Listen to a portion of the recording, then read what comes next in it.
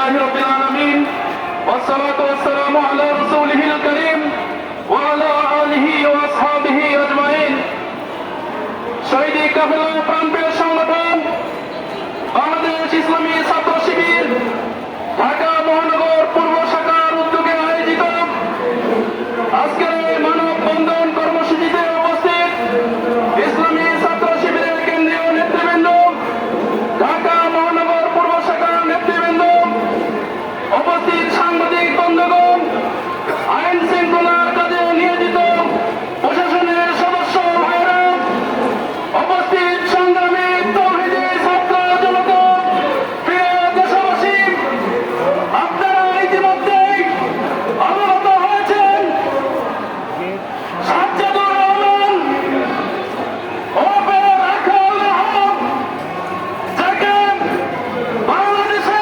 পাঠ্যপুস্তক প্রণয়ন কমিটির সদস্য করা হয়েছিল।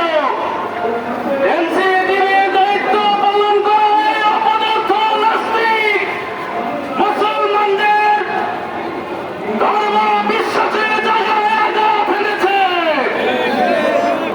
এই নাস্তিক রাখাল হক আল্লাহ এবং রাসূল সাল্লাল্লাহু আলাইহি সাল্লামকে নিয়ে কটূক্তি করার দুঃসাহস দেখিয়েছে।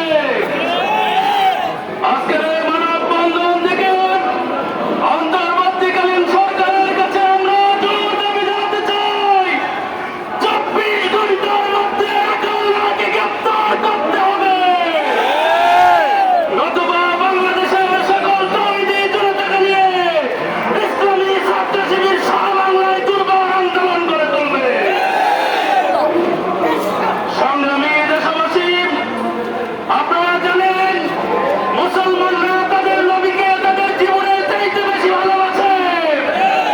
কাজেই বাংলাদেশ শুধু বাংলাদেশ নয়, পৃথিবীর যে প্রান্তেই কোন কুলাঙ্গার নাস্তিক মুরতাদরা রাসূল সাল্লাল্লাহু আলাইহি সাল্লাম এবং ইসলাম নিয়ে কটূক্তি করার দুঃশব্দ দেখাবে, তাদের টুটি চেপে ধরে দুনিয়া থেকে বিদায় করার ব্যবস্থা মুসলমান তৌহিদি জনতা করবে। আমরা আমাদের হাতে আইন তুলে নিতে চাই না, এজন্য আইনের প্রতি